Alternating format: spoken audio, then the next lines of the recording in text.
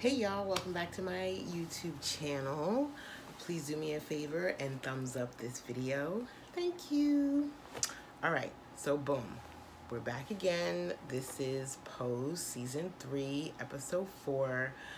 It's the last season, and I'm wondering if they're going to do this thing where each episode will be devoted to a different character. I think that would be pretty cool. But those of you who watched my last video, my videos for episode 3, probably heard me say that Pray Tell is my least favorite character, so I wasn't super excited about this specific episode, but I will be excited if we see a backstory, more of a backstory on Blanca, because we've seen a little bit of her story, a backstory on Angel, even on Poppy. You know, I'd be curious to see those things. So if that's what's going on, I'm excited about that. But this specific episode, I was kind of like, meh, you know. And unfortunately, after watching it, my feelings didn't change. The best thing about it was the music, which is always one of the best things about this show. The gospel singing. I'm not even a church person, okay, but I definitely was crying. I was definitely feeling the Holy Ghost when little baby Pray Tell was singing, when Let Us See and Be Slayed were singing, when grown up Pray Tell was singing. You know, it sounded very studio. It sounded very clean. It didn't sound like church vocals, but it was just stunning. It was beautiful. But let's get into it. So the episode is called Take Me to Church, and it starts out and we see Pray Tell in his gorgeous bed. He's like sweating through his sheets. It turns out that he's got night sweats, and this is a symptom of the fact that he has AIDS. The nodes in his body are starting to swell up. This white doctor comes in after Nurse Judy and Blanca are there with him, figuring out what's going on, and is very cold and just tells him, you've got age-related lymphoma, you've got cancer, you have 6 months to live, and there's nothing we can do about it because we can't give you chemo because the chemo will kill you. And so yeah, it is what it is, right? And he's pretty cold, and it's kind of like maybe he said this message a couple of times, or maybe he's just an asshole, who knows. But either way, Judy and Blanca and Pray Tell are in the cafeteria, and Judy's like, I've seen plenty of people get the diagnosis and they still live. Fuck that doctor, fuck him. Yeah, so, you know, Judy is our token white character, and she's not annoying at all, so I don't mind her. And even in this moment, I like her enthusiasm and her positivity. Blanca, on the other hand, is not looking very optimistic. And Pray Tell is looking like, yeah, he's, you know, he's ready to call it in. He just has a couple of things that he needs to do. He needs to tell the people he loves them, and he needs to go through a process of forgiveness. So he heads home to Pittsburgh, which I might have missed that detail in other episodes, but I didn't know that Pray Tell was from Pittsburgh, which is a really cool city. And apparently Billy Porter, the real character that plays Pray Tell, is also from Pittsburgh. So that was kind of cool. He takes the bus back home. He takes a cab, and he sees these kids jumping rope in the cab, and then we see that it's little baby Pray jumping, looking all cute. And I really like that scene. I really like time play. Like I said in my last videos, I really like playing around with memory. I love going back and seeing like the fashions of that era and everything. So that was nice. But this is kind of where the episode started to go downhill for me, right? Like, I love Anna Marie Hartsford, the actress that played his mom, but you haven't seen your son in 25 years and you're like, hey, let me make you some catfish? That was weird to me. Like, I was like, you haven't seen him in over 2 decades and you're not like, my baby. Like, it was so low key. Like, she was so like, how long are you here for? She was so just chill, and I thought that was odd. But I think it's like a Saturday or Friday. It's catfish night. I know that in a lot of black cultural traditions, you have fish on Fridays. So he showed up on a Friday, and his aunties are coming over. Anna Marie has two sisters. One of them was played by Jackie Harry. The other one was Sandra from 227, who I love. She was also like so beautiful in The Women of Brewster Place. And also Janet Hubert, the original Aunt Viv. Oh, with her gorgeous skin. Like, I was like, this is amazing. Like, there was a moment in that scene where they showed all three of them on the camera. And I was like, this is fucking iconic to see these three women actresses who kind of like dominated sitcoms at one point. Like, they dominated like the sitcoms of the 80s, you know? At one point we saw them on our TVs all the time, between 227, Amen, and The Fresh Prince. So it was really, really cool. But, you know, you can kind of tell how each one is. You know, Pray Tell's mom is just like, she's happy to see her boy. You know, she's a little bit low-key. Like, her energy is not as exciting as I would be if I hadn't seen my child in 25 years, but either way.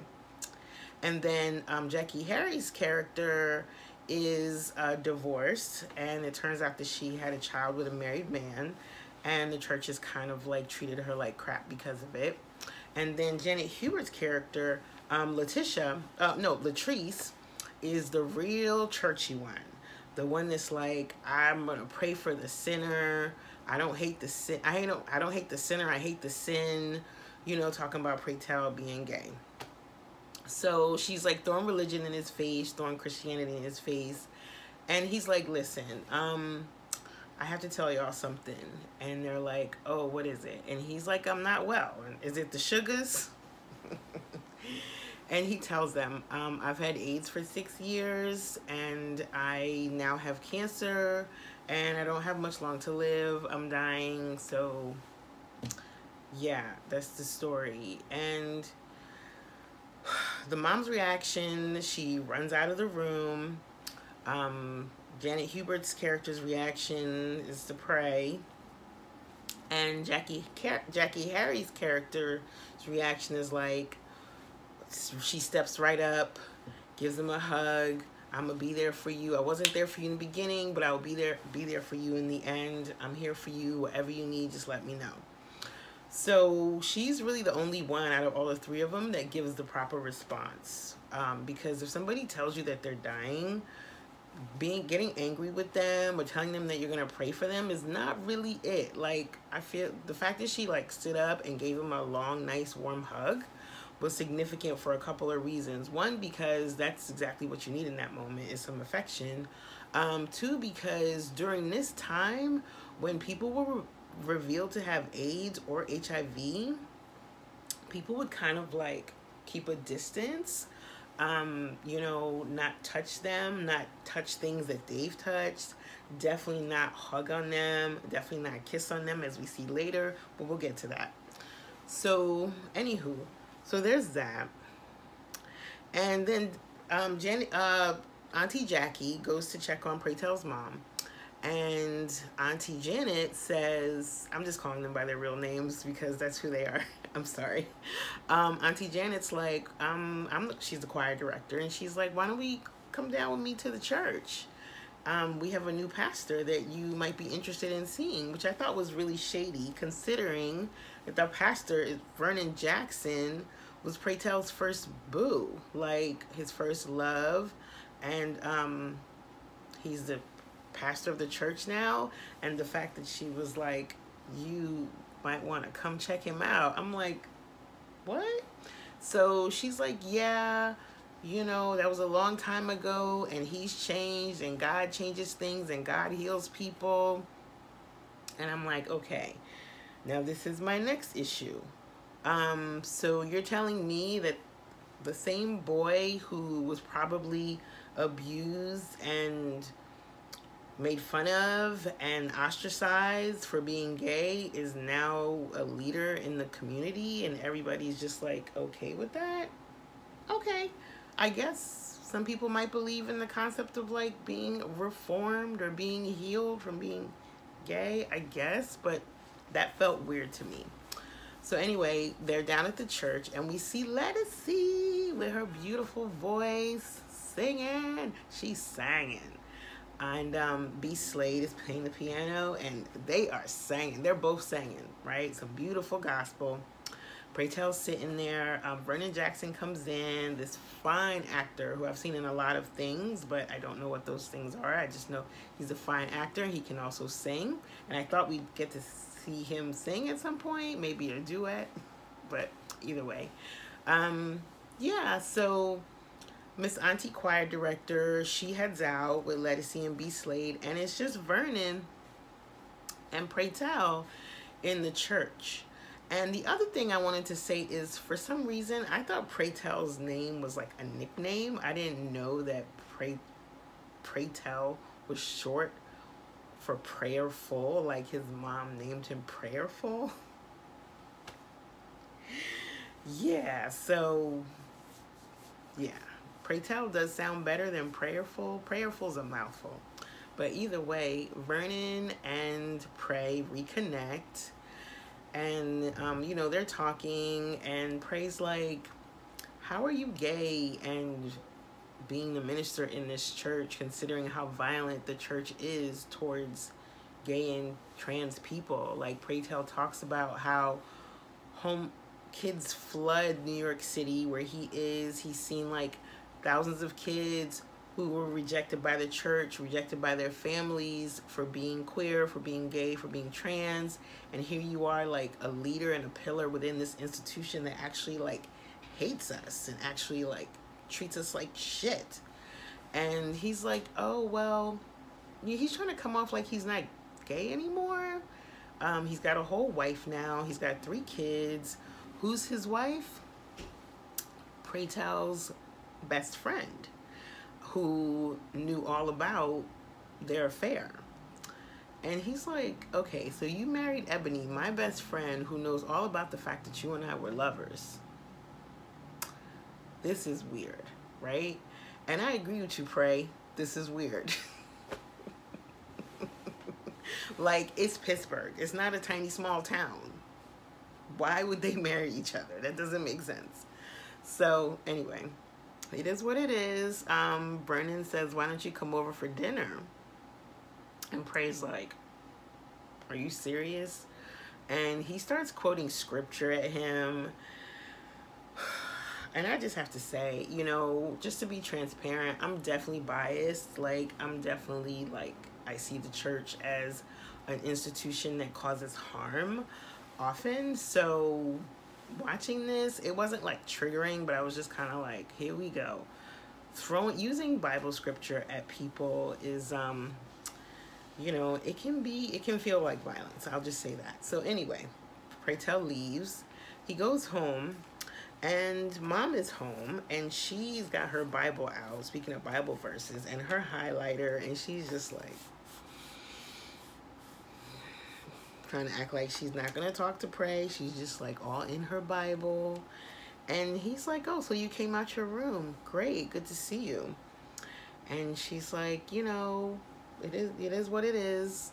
And he's like, well, you know, I really want to discuss what happened when I was a child. And she wants him to let it go. What happened to you when you were a child, Pray? It turns out that Pray's dad died. Mom met a new man, and that new man was a sexual predator. And that new man pushed up on Pray, abused Pray sexually for years. And it's not like he kept it to himself. He told his mom about it, and she didn't do anything about it. So this is another situation that I was like, this does not feel realistic to me. Like, there's multiple things going on in this episode right now that don't feel real. Because you mean to tell me that your stepfather sexually abused you for years, right? For years. And you're willing to like let it go? That, I don't know. I feel like he let it go too easily. But either way, he tries to convince her that she made the wrong choice, that she should have chose him over this man. And she's like, what was I gonna do? I would have been a woman alone. I needed a husband. I needed a man. And once again, this is Pittsburgh. There's plenty of men there. This is not some small town where there's like lacking. And Anna Marie it's gorgeous now, and she was definitely fine back in the day. Like, you had options, girl. I don't know why you didn't think you had options. I'm sure someone on the usher board or the deacon board or some fine cutie in the choir probably would have, you know, snatched you up if you had given them the chance. I would have rather she ended up with Vernon over this dude, but anywho, that doesn't make sense. But anyway, so they have this back and forth, and it's, you know, the thing is, this episode had all the right ingredients, right? Like, it had beautiful acting, beautiful scenery, beautiful music. It's just, you know, and even like the concept, the idea of going back home, and the idea of like how the church kind of warps people's ideas around homosexuality, the ideas around like forgiveness being important, like all those different elements and ingredients for this episode are so good, but somehow the execution of it fell flat because there's so many parts that just didn't feel realistic. But either way, we get a time jump and we see little baby Prey and little baby Vernon in the choir giving each other googly eyes. They end up kissing in the church, and Auntie Choir Director sees, and she's like, prayerful. So, you know, so that's what happens. But while they're having dinner in present day, Vernon has to leave because this woman is dying, and that's what preachers do. They sit by people's bedside, last rites and all that. So now it's just Ebony, his BFF from high school, and Prey in the kitchen doing dishes, and he's like, I don't understand why you would marry him. Like, you had plenty of options. Like, you're beautiful, you were prom queen, you were a TED cheerleader. And she's like, well, he's a good man, and I believe in him, and I believe in what he's doing for this community, and, you know, this is stable, and I'm a Christian woman, and life is supposed to be pain.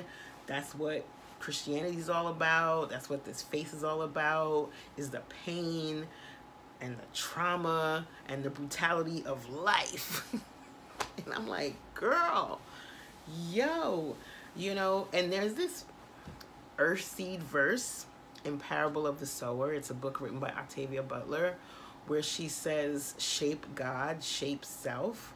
And I really like the idea of like how, depending on how you view yourself, is how you view the God that you believe in, right?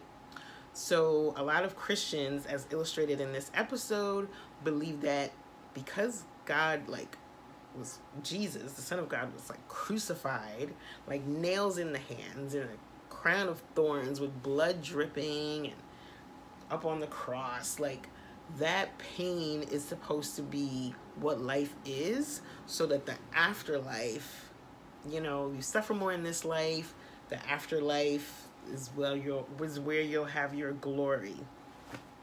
So that's, I'm like, your God sounds mean. He doesn't want you to be happy. But anywho, Praytell is like, boo, your husband is gay.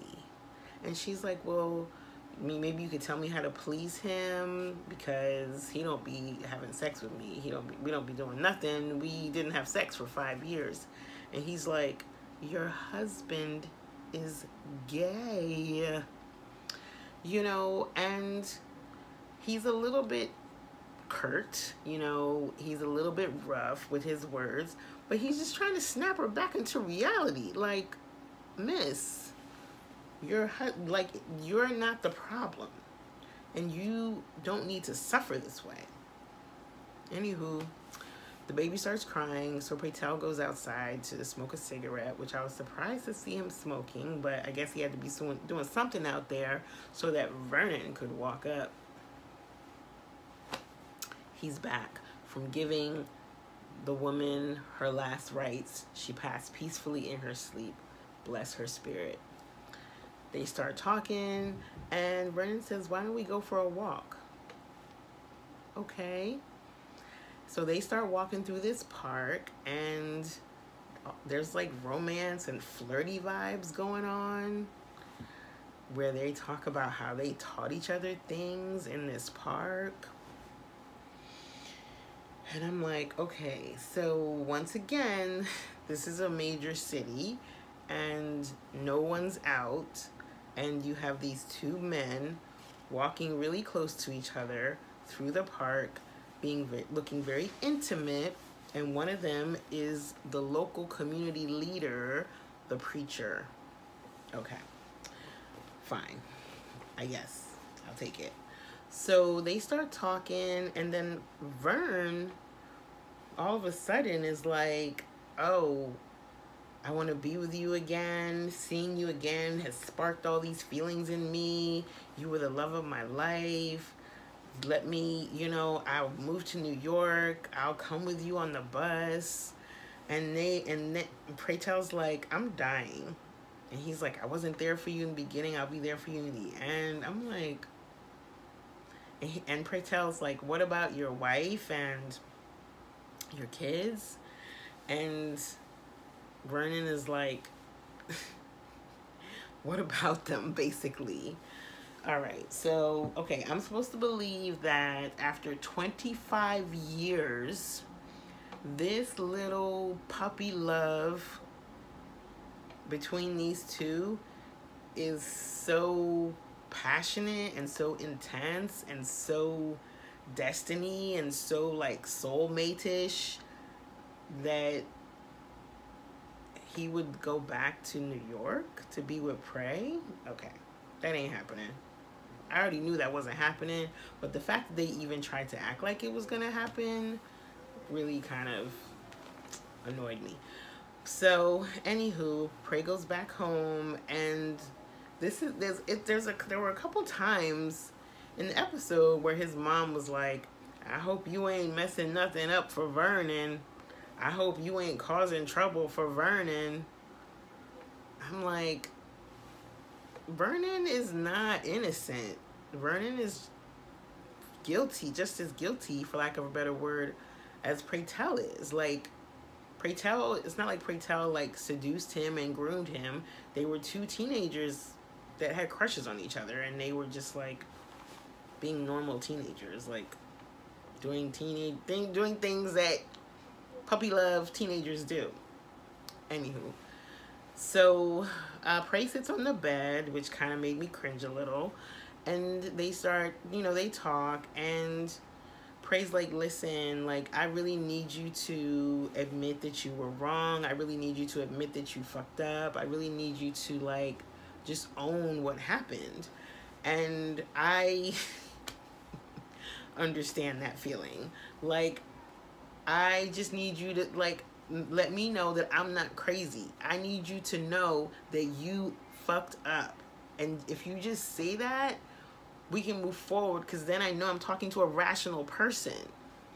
So, Mom finally admits, yeah, there's nothing wrong with you. I did not handle this well, blah, blah, blah. So they make up. They hug, they kiss, and they make up. And I guess that was a quick makeup. But either way, Mom's like, tell me about your God. Because Pray Tell's like, your God sounds really cruel, which they do sound cruel. And Pray Tell's like, well, my God is generous and loving and kind and takes care of people. And that's the thing. Shape God, shape self. What type of God do you believe in? How do you believe your God handles your humanity, handles your life, seeks relationship with you? What type of relationship does your God want from you, right? And it sounds like the God of Ebony, the God of Mama, the God of the choir director is very stern and, seems to think that homosexuality is a sin, which is fucked up. But either way, Mom's like, well, why don't you come to church with me? So, so now we see that the episode title is kind of like literal. Take me to church. So Pray Tell goes to church with Mom. And Mom is rocking the big yellow hat and the gorgeous yellow outfit. And Pray Tell's looking cute, looking sharp. And they walk into the church, and Auntie Choir Director's up there. and she just like calls Prey out, like, come up here and sing. And Prey, he was ready for her. He went up there and he sang the church down. He sang the church down. Whew. And they got me, y'all. They got me, because the tears was flowing out of my eyes. The tears was flowing out of my eyes. I was like, yo. Ooh, it was beautiful. It was a studio. It sounded very studio. It didn't sound live, like I said before. And it was still quite beautiful, and it was still quite moving. And there was the moment when Pray Tell and Vernon were holding hands, and I was like looking at Ebony for like some type of reaction. Like, do you see your man holding hands with Pray? Like, do you get it? But she was caught up in the spirit and caught up in the rapture. And it was beautiful. So then in the next scene, we see Pray and Aunt Jackie, and they're having chicken and waffles, which is like one of the best things to do after a fun, spiritual, uplifting church service, is to go get yourself some delicious brunch. And it's the two of them, and they're talking, and she's like, you showed out as you always do, you know, you had to. And he was just like laughing, because she's kind of teasing him because he sang the church down. Incredible.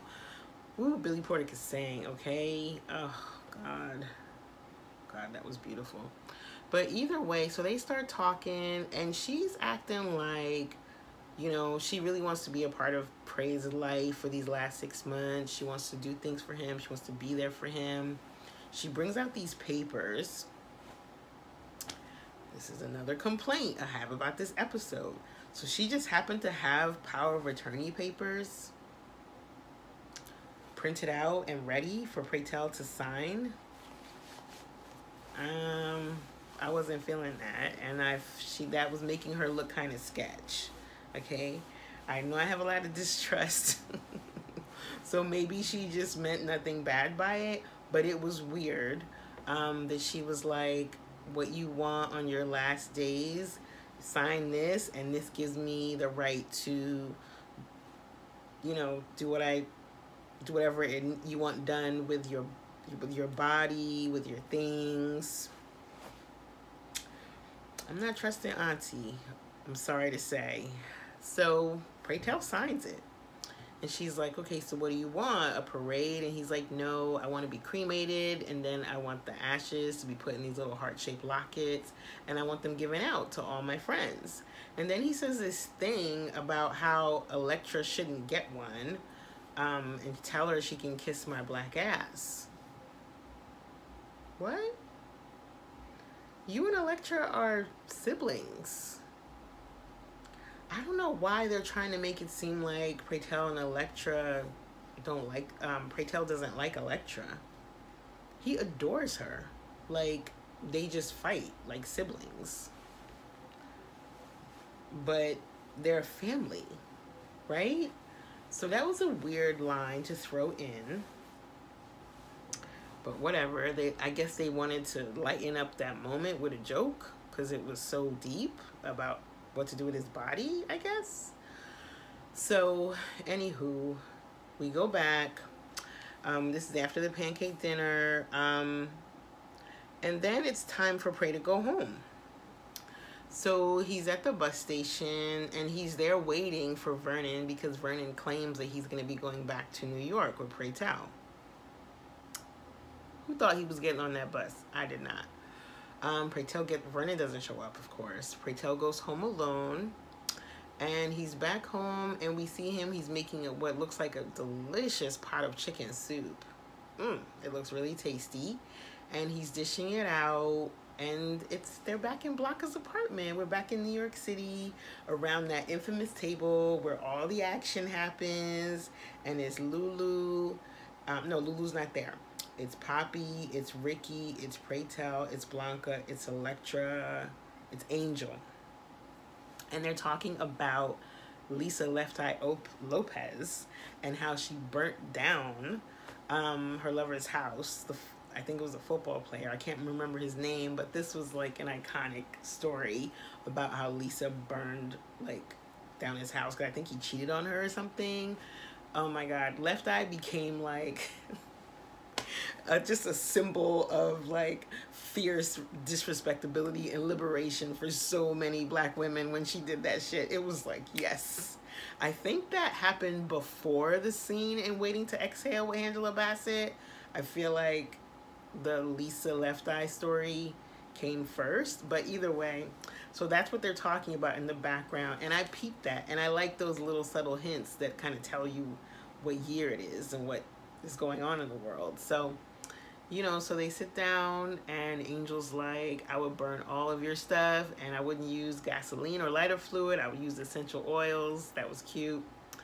And Pray Tell says a prayer before they eat, which is like, okay, whether he wanted to admit it or not, he was definitely influenced by that little trip, and he definitely, like, you can take the boy out the church, but you can't take the church out the boy.